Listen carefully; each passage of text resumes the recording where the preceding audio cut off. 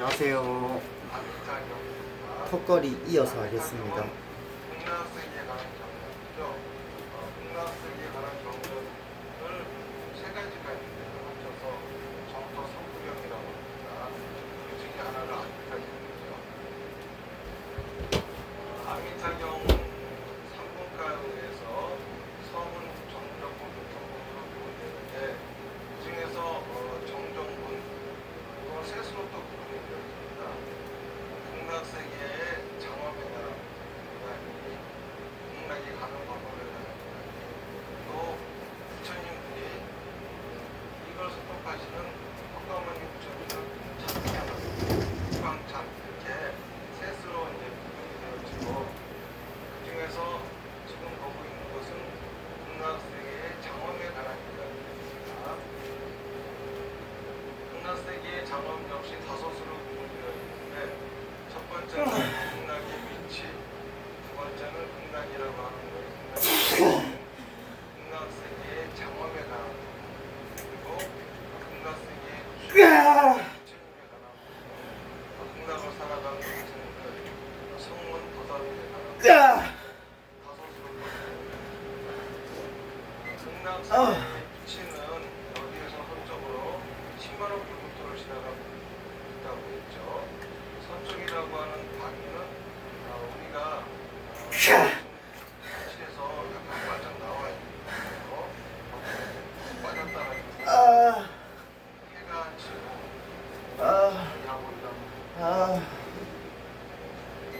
10만 원 불부터라고 하는 것은 굉장히 먼 거리인데 이거는 뭐 극락이라고 하는 것은 과정이 극락이다라고 하는 말이고요.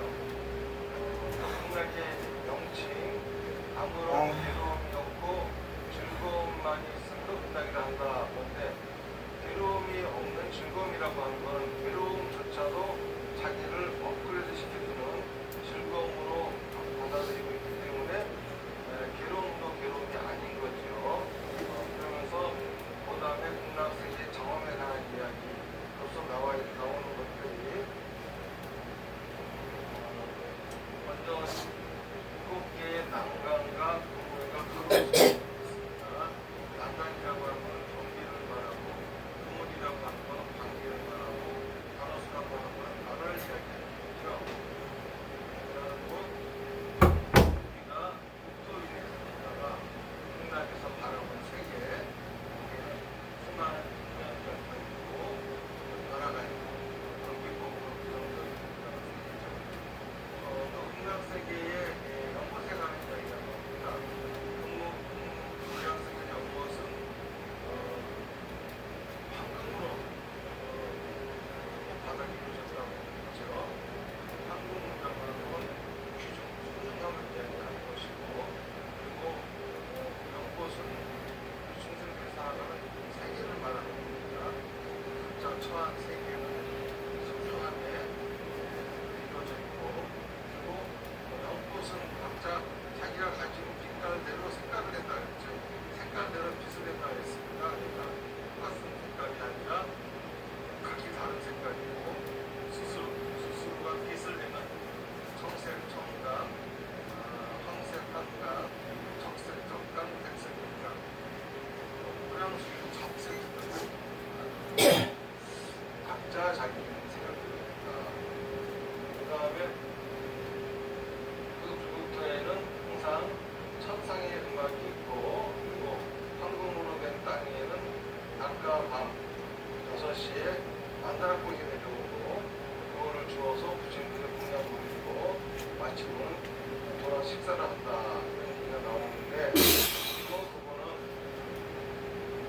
부처님에게 번뇌를 부처님의 지혜로서 식사를 하는 이런 모습을 느껴라.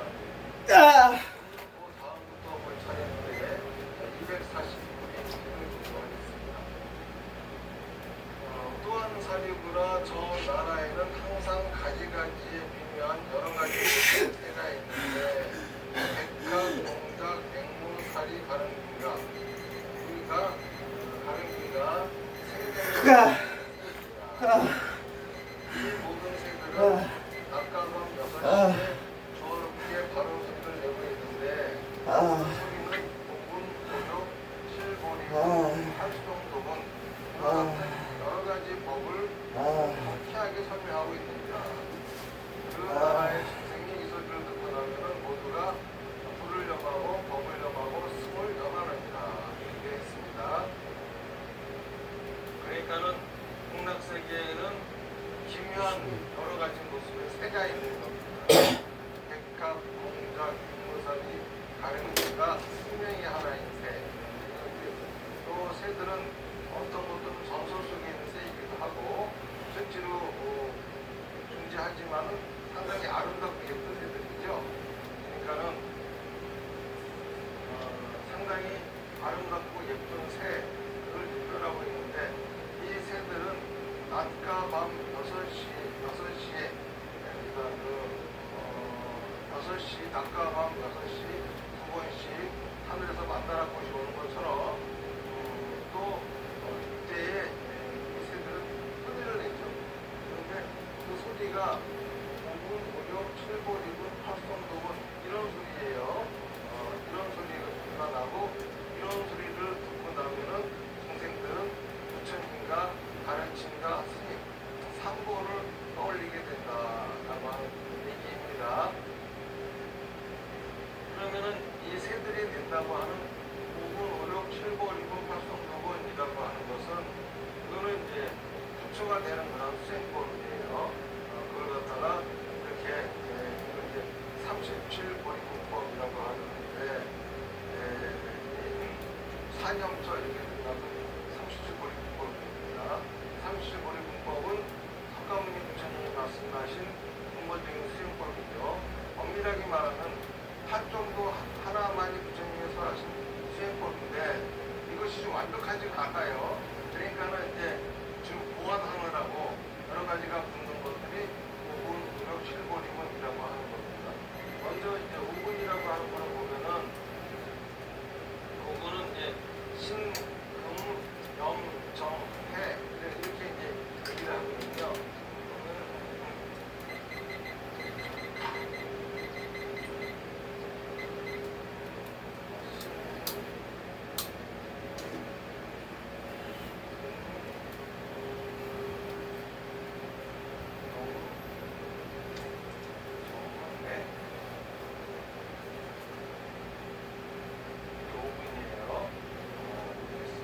신이라고 하는 거는 믿음이죠.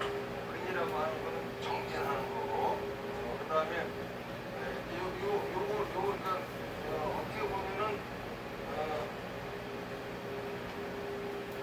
어떻게 보면은 신근영정이 오력이라고 하는 게 이제 오근도 신근영정해고 오력도 신근영정해. 근데 근이라고 하는 거는 이런 걸 할 수 있는 뿌리를 갖고 있는 거고. 실제로 그걸 하고 있는 거죠. 근데 이것이 이제 어떻게 보면 활정도에게 해당이 되는 겁니다. 근이라고 하는 거는 먼저 믿어야 되는 거죠. 근이라고 하는 거는 정진하는 건데 뭘 정진하는 거냐? 정사, 정어, 정업을 정진하는 거예요. 바르게 생각하고 말하고 행동하는 거예요.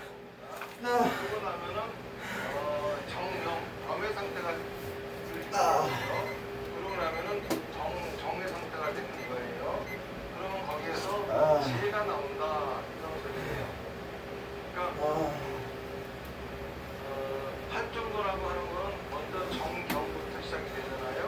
그런데 이제 여기에서는 먼저 시작이 되는 것이 믿음부터 시작이 되는 거예요. 먼저 우리가 부처님이 말씀하신 수행을 실천하려면 먼저 믿음이 먼저 있어야 됩니다. 믿음이라고 하는 것은 생각 속에 믿음이 있는 것이 아니라 말과 행동 속에 믿음이 있는 거예요. 우리가 의심한다라고 하는 것은 자기 느낌, 자기 상식, 자기 경험과 맞지 않기 때문에 의심이 생기는 거거든요. 그런데 자기 느낌, 자기 경험, 자기 상식이 자기 인생을 지금까지 올바른 곳으로 인도해오지 않았습니다.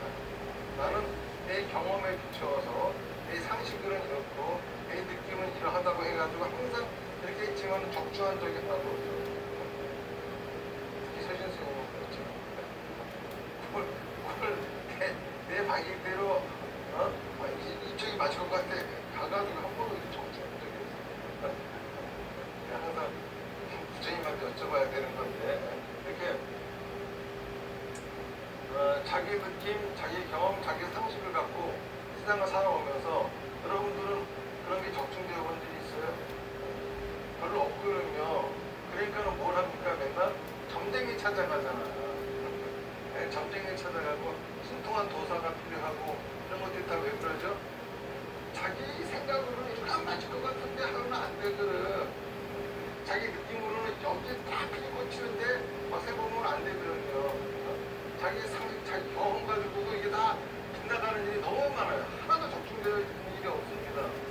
그런 거 보면은 우리는 100년도 못 사는 존재인데 마치 세상의 모든 걸 다 알고 있느냐 의연맹이에요. 아주 그냥 조그만 지식이라도 갖고 있으면 그거 가지고 누가 세상 사람들과 깜빡하면서 자기가 무슨 성인이다라는 거 믿고 갖고 다 알고 있는 것처럼 그렇게 무시되고 힘들지만은 실제로 아는 것은 가수많이 먹은 이 성타백이 때만큼도 아는 게 없으면서 지금은 대단히 많이 알고 있는 것은 착각을 하고 다 자기 경험, 자기 상식, 자기 느낌을 따르라고 그렇게 그리고 다른 사람들이 하는 건 그냥 부정하고 들으려고 하지도 않고 이러고 살아가죠. 참 재미있는 게 노인이라고 하는 말 있잖아요. 노인이라고 하는 말은 요즘은 늙은 사람이라고 하는 옛날에는 그게 아니에요. 노인이라고 하는 말은 지혜로운 사람. 현명한 사람은 노인이라고 부르거든요. 늙었다가 아니라 현명한 사람이라고. 그러면 왜 현명한 사람을 표현한 노인이라고 하는 말이 나이를 많이 먹은 사람을 지칭하게 되었느냐 하면은 원래 나이를 많이 먹은 사람들은 경험을 세상을 살아온 경험을 많이 한 거죠. 많이 했으니까는 그러니까 당연히 경험이 많으니 머리 있는 지식이 아니라 자기가 실질적으로 몸으로 겪은 것들이 많으니 시작했습니다. 그래서 나이를 많이 먹은 분들은 함께하다는 겁니다. 요즘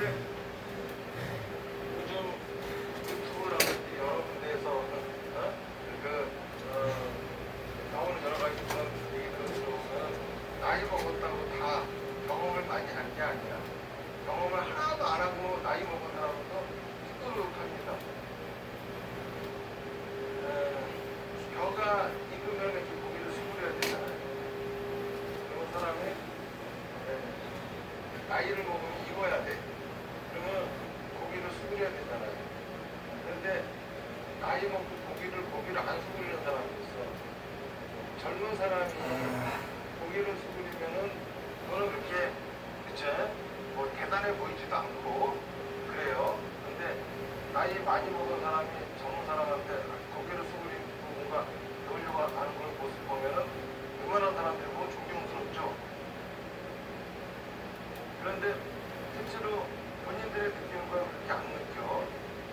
거꾸로 나이 먹은 사람들이 앉아가지고 자기 나이 먹은 거 대접하라고 막 그러면은 참 그것도 참 되게 꼴사나와요.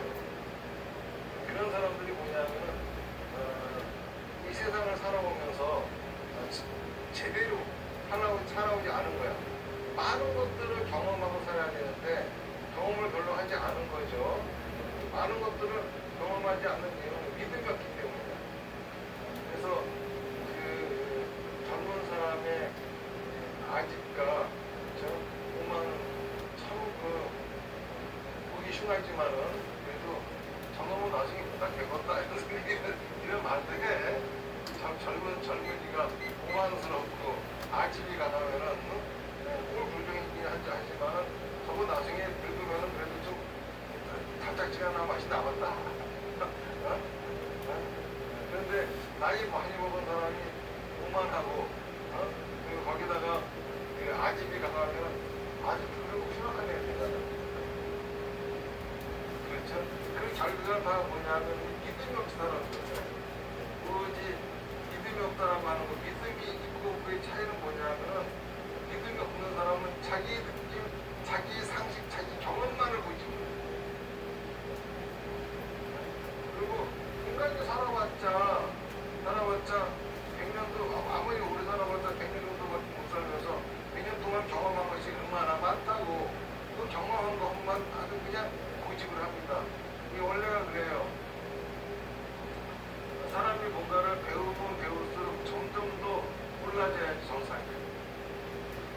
많이 배우면 배울수록 모르는 게 더 많아져야 되거든요. 원래 하나를 배우면은 모르는 게 10개가 생겨야 정상이야. 10개를 배우면 모르는 게 100가지가 생겨야 정상이야. 그치? 그러면 한 가지를 경험하면은 지혜가 한 가지가 아니라, 그치? 사실은 한 가지 지혜가 생겼다라고 하는 거는 자기가 지혜가 없는 상태를 10가지를 갖다가 알아들었다는 거야. 느낌이 달라지는 거죠. 이렇게 살아야 되는데 이렇게 살지 않는 사람들이 많아요. 밖에 나가보면은 아직까 공만에 똘똘 뭉쳐있는 사람들 있죠. 같이 상대하다 보면 더러워서 상대 못하겠어. 큰 착각을 하는 게 이 세상에는 윗사람이라고 하는 게 윗사람이 나이 많은 사람이 윗사람이 아니에요. 나보다 윗사람에는 부모, 스승, 나보다 지금 사람이 윗사람. 나이가 많은 게 어린이도 위가 아니라고. 착각이거든요. 근데 이제 그런 문화는 이상하게 우리나라에만 좀 너무 강하게 나와있지 다른 나라 가면 그런 문화가 없어요. 그러니까 원래가 이라고 하는 거는 나보다 윗사람이라고 하는 거는 나이가 많은 사람이 아니라 나보다 직급이 높든지 내 부모든지 내 스승이든지 네가 나보다 윗사람인데 이렇게 평생을 갖다가 믿음이 없기 때문에 아직까 오만으로서만 세상을 쭉 살아온 결과 늙어도 그렇게 흉하게 늙어버리는 거야. 그래서 먼저 제일 중요한 거는 믿음이 있어야 돼. 믿음이라고 하는 것은 내 상식, 내 느낌, 내 경험에 의지하지 않는 거예요. 내 상식, 내 느낌, 내 경험을 버리라고 하는 게 아니라 이거를 버린다라고 하면은 하는 것 자체는 잘못하면 나를 버리는 겁니다. 버리는 것이 아니라 이걸 참고라는 거예요. 그러면서 알아차려야 될 것은 오래 살면 살았을수록 내 느낌, 내 경험, 내 상식이 옳지 못하구나 그걸 갖다가 알아차려야 되는데 참 재밌는 게 늙어가는 사람들 모습을 보면 두 가지 유형이 있어. 하나는 점점 더 믿음이 없어져요. 점점 더 자기 아직까 있잖아요. 그것만 커져. 그리고 또 어떤 사람들은 나이를 먹을수록 점점 더 믿음이 강해져. 믿음이 강해지는 사람들은 그만큼 세상을 많은 경험을 하면서 살아왔다는 거예요. 왜냐하면 자기 자신의 모습을 점점 늙어가면서 알아간다는 거거든요. 내가 할 수 있는 게 별게 없구나. 내 느낌, 내 상식, 내 경험이 다가 아니구나. 이런 거를 이제 알아가면서 점점 믿음을 갖게 돼요. 그래서 젊은 사람들한테도 한번 해봐. 정리해 줄 수 있고 그냥 나이가 먹어가지고 자기 아들, 딸, 손주 보조하려고 하지 마. 사람 미치게 굶주니까 아무것도 하지 말아요. 그런 사람도 있어요. 그렇죠? 나이 먹어가지고 하려고 그러는 게 응원해주고 도와주려고 하는 게 아니라 맨날 하지 마. 뭘 자꾸 하지 마 그렇게. 그럼 어떻게 경험을 해? 그건 뭐냐면 자기가 인생을 살아오면서 실패한 것들 결과를 통해 가지고 전부 다 알게 된 거는 뭐냐면은 이제 역시 남 믿으면 안 된다는 거고 알게 된 게 사실은 자기를 믿어가지고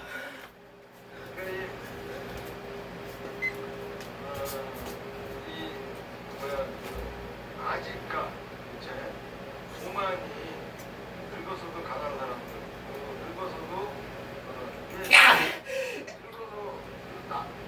나이를 먹어서 후회스러운 거는 이거 젊었을 적인데 뭐 이런 걸 후회해야 되는데 그리고 거기에 있어요. 우리가 인생을 살아가면서 실패를 통해서 우리는 배워야 되거든요.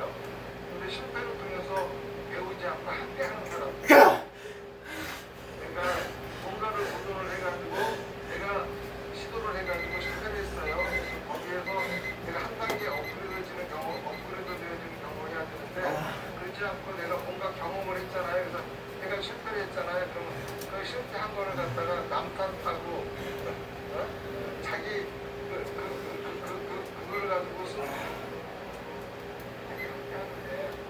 온단 말이에요. 저는 나이 먹고 아무것도 안 하는 게 나아요. 가만히 있는 게 나아요. 이것도 저것도 하지 말고 사업도 하지 말고 뭐도 하지 말고 가만히 있다가 편하게 좀 움직이지 않게 그냥 이게 설명이라고 합니다.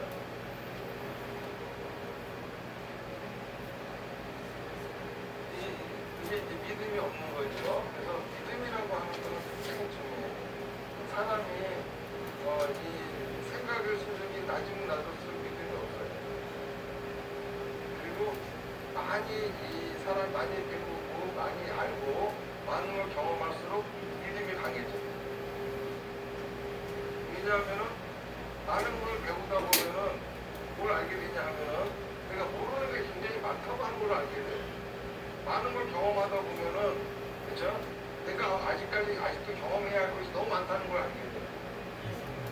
그러니까 당연히 이런 사람들은 믿음이라고 하는 건 자기 생각, 자기 경험, 자기 느낌 따위가 그렇게 대단하지 않다고 하는 걸 알기 때문에 믿음을 가질 수 있게 돼요. 그런데 아주 이 안으로 쪼그러드는 사람들은 또 처음에 믿음을 일으키는 게 참 중요해요. 이 불교하고 다른 종교들하고의 차이는 불교 말고 다른 종교들에서는 그래요. 너의 생각 속에는 의심을 없애라 이러거든요.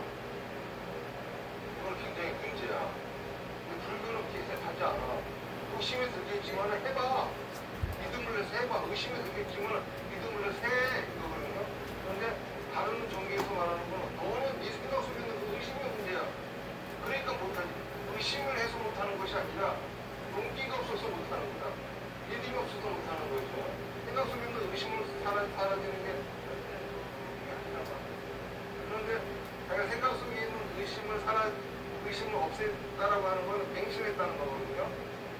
그래서 그냥 자기는 아예 생각 속에 있는 의심을 싹 없애버리고 저 사람이 하라는 대로 하면 결과가 잘 나오겠지 해요. 그런데 사실은 그 사람을 그 사람이 말하는 게 맞을지 안 맞을지는 모를 일이거든. 안 그렇습니까? 그 말이 맞을지 안 맞을지 모를 일이거든. 서진 스님이 여러분들 죽으면 흑나스기 갑니다. 그랬어요. 그런데 이렇게 열심히 이렇게 연구하고 하면 흑나스기 갑니다. 그랬어요. 그런데 실제로 죽어보지 않았기 때문에 열심히 연구해서 흑나스를 갈지 안 갈지 모를 일이야. 어떻게 알아? 그런데 이거를 만약에 내가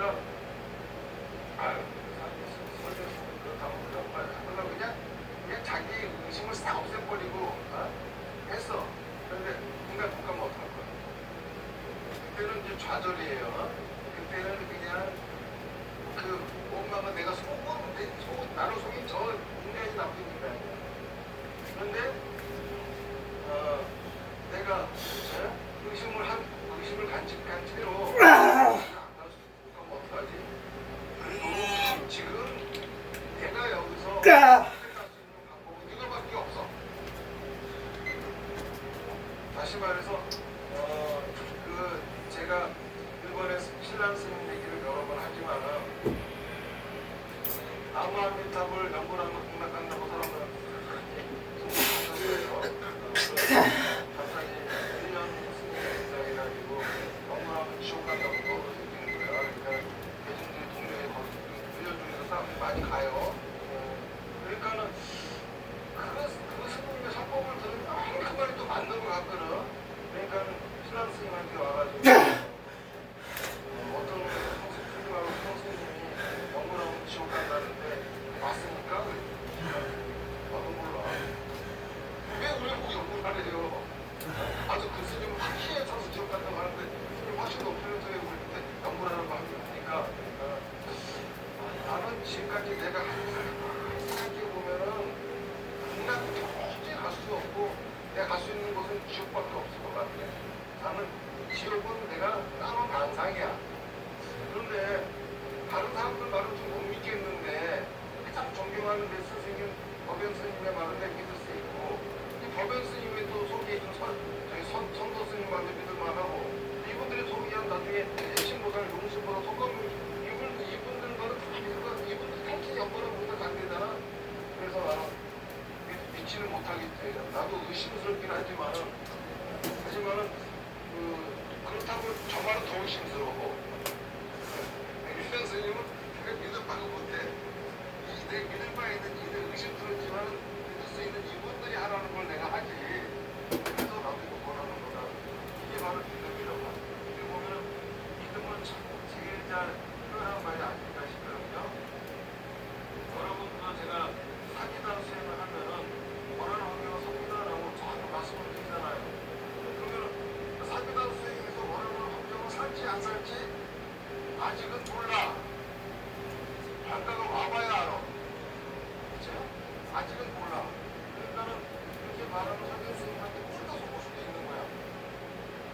그런데 선생 스님이 저렇게 저렇게 한 거를 내가 따르는 이유는 의심스럽게 하지만은 앞뒤 그러면 설명하는 얘기를 쭉 들어보면 이게 딱 막 문제까지 여기저기 들어본 얘기 중에 가장 합리적이고 정확한 말이야.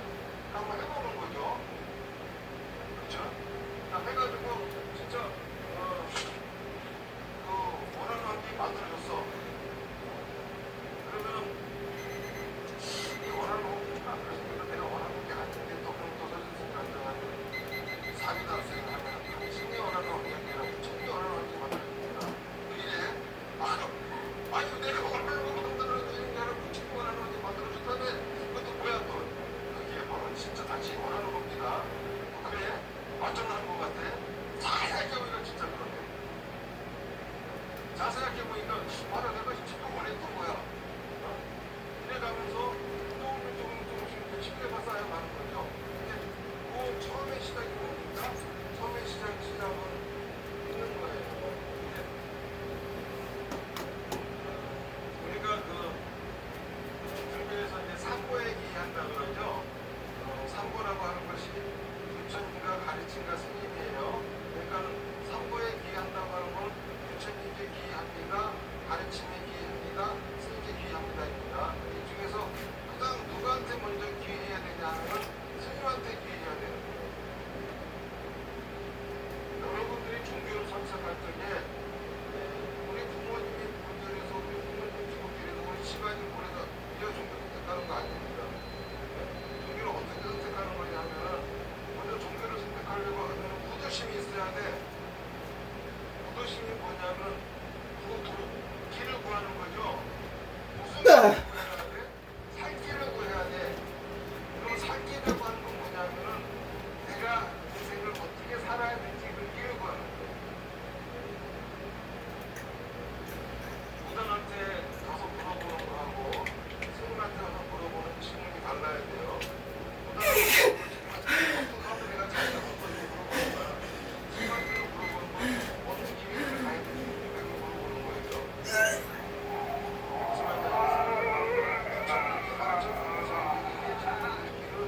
여러분들이 잘 되는 길이 아니라 사실은 내가 가야 할 길을 가야 잘 되는 거야. 무슨 말인지 아시겠습니까? 지금 내가 잘 될 길만 가잖아요. 그러면 그것이 나중에 자기 인생을 후학한 모습으로 들어가지만은 내가 가야 할 길을 가는 거 진짜 행복한 삶을 보장해주거든요. 그러니까는 물어봐야 될 거는 내가 가야 할 길이 어떤 길인지 그걸 물어봐야 되는 거예요. 이 의문을 가지고 어떻게 해야 잘 사느냐가 아니라 어떻게 살아야 제대로 사는가라고 하는 질문을 가지고 길을 구하는 거예요. 그래서 그 길을 구했는데 스승을 만났습니다. 74개까지 했습니다. 부도심이 있어야 만나는 거야. 조금 이따 또 하겠습니다. 감사합니다. 원하는 게 있어야